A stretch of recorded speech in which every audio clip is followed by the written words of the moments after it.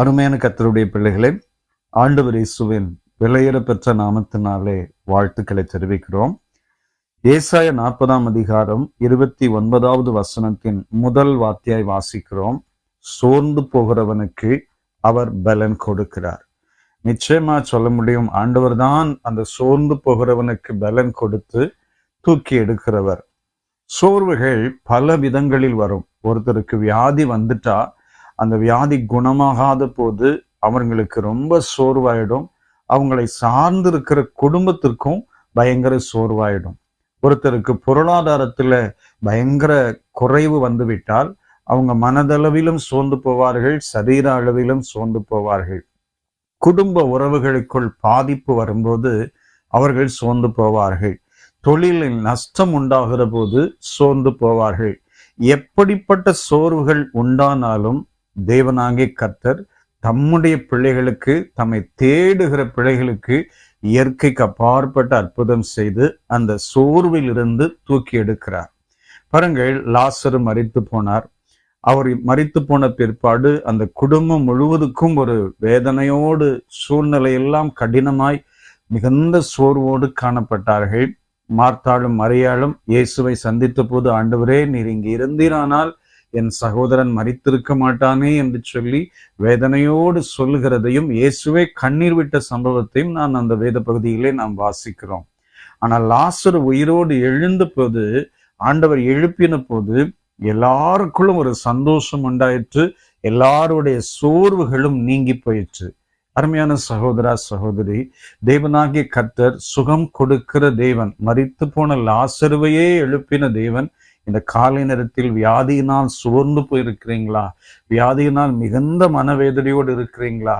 ஒருத்தருக்கு வியாதி வந்ததினால் முழு குடும்பமும் பாதிக்கப்பட்டு மிகுந்த கண்ணீரோடு இருக்கிறீர்களா? அவர் தமது வசனத்தை அனுப்பி குணமாக்கி அழிவுக்கு தப்புவிப்பார். உங்கள் சோர்வுகளில் இருந்து கர்த்தர் உங்களை தூக்கி எடுத்து நிலை நிறுத்துவார். நிச்சயமாய் கர்த்தர் உங்கள் வாழ்க்கையில பெரிய அற்புதத்தை இன்றைக்கு செய்வார் என்று நான் விசுவாசத்தோடு அறிக்கையிடுகிறேன். இரண்டாவது, நம்முடைய வாழ்க்கையில குறைவுகள் வரும்போது எல்லாருக்குள்ளும் சோர்வு வரும். பொருளாதாரத்திலே மிகுந்த குறைவு வரும்போது பலத்த பாதிப்புகள் எல்லாருக்குள்ளும் வரும்.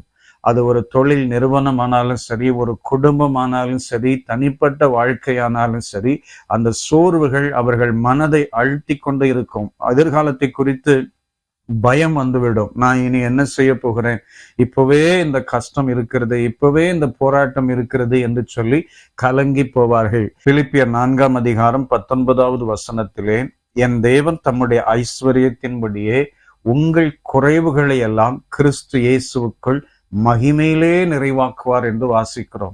நம்முடைய தேவன் கொடுக்கிற தேவன், நம்முடைய தேவன் ஆசீர்வதிக்கிற தேவன். வனாந்திரத்திலே தம்முடைய ஜனங்கள் நடந்து போன போது ஒரு குறைவில்லாதபடிக்கு நடத்தின தேவன். ஈசாக்கு பஞ்ச காலத்தில் விதை விதைத்த போது 100 மடங்கு பலனை கொடுத்த தேவன். நம்முடைய தேவன் இல்லாத ஒன்றிலிருந்து இருக்கிறதை உண்டாக்கக்கூடியவர். இந்த காலை நேரத்திலே அருமையான சகோதரா, சகோதரி, உங்கள் வாழ்க்கையில் இருக்கிற குறைவுகளின் நிமித்தமாய் மிகுந்த வேதனையோடு இருக்கிறீங்களா? இன்னைக்கு ஆண்டவர் விசேஷித்த விதமாய் உங்கள் குறைவுகளை எல்லாம் நிறைவாக்கி நன்மையினால் திருப்தியாக்குவார். சிங்கக்குட்டிகள் கூட தாழ்ச்சி அடைந்து பட்டினியா இருக்கும். ஆனால் கர்த்தரை தேடுகிற உங்களுக்கு ஒரு நன்மையிலும் குறைவில்லாதபடிக்கு அற்புதமாய் நடத்தி உங்களை ஆசீர்வதிப்பார் என்று நான் விசுவாசத்தோடு சொல்கிறேன். இன்னைக்கு நிறைய குடும்பங்கள் உடைக்கப்பட்டிருக்கிறது.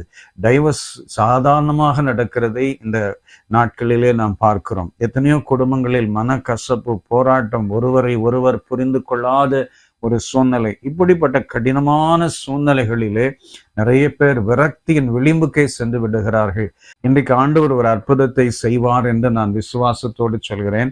உங்கள் உடைந்து போன வாழ்க்கை, உங்கள் உடைந்து போன குடும்பம் மீண்டுமாய் கட்டி எழுப்புவதற்கு, விழுந்து போன தாவீதின் கூடாரத்தை மறுபடியும் கட்டி எழுப்பி பழுதாய் போனவைகளை சீர்படுத்துகிற தேவன் உங்கள் உறவுகளிலே ஒரு பெரிய அற்புதத்தை செய்து உங்களை சந்தோஷப்படுத்துவார் என்று நான் விசுவாசிக்கிறேன். தேவன் உங்கள் சோர்வுகளிலிருந்து தூக்கி எடுத்து உங்கள் குடும்ப வாழ்க்கை வாழ்க்கையை, உங்கள் ஆசீர்வாதத்தை தேவன் திரும்பவும் கொடுத்து நன்மையினால் திருப்தியாக்குவாராக. இப்படி எத்தனையோ விதமான சோர்வுகள் வரும்போது, நஷ்டங்கள் வரும்போது சோர்ந்து போகிற அனுபவம் உள்ள தேவ பிள்ளைகளுக்கு ஆண்டவர் இந்த காலை நேரத்திலே உற்சாகப்படுத்துகிறார். சோர்ந்து போகிற உனக்கு நான் பலன் கொடுக்க போகிறேன், உன்னை ஆசீர்வதிக்க போகிறேன், உன்னை உயர்த்த போகிறேன், கலங்காதே என்று சொல்லி ஆண்டவர் இந்த காலை நேரத்திலே உங்களை உற்சாகப்படுத்துகிறார். உற்சாகமாயிருங்கள், தைரியமாயிருங்கள். ஆண்டவர் நிச்சயமாய் கைவிட மாட்டார், நிச்சயமாய் உயர்த்துவார், நிச்சயமாய் பெரிய அற்புதங்களை செய்வார்.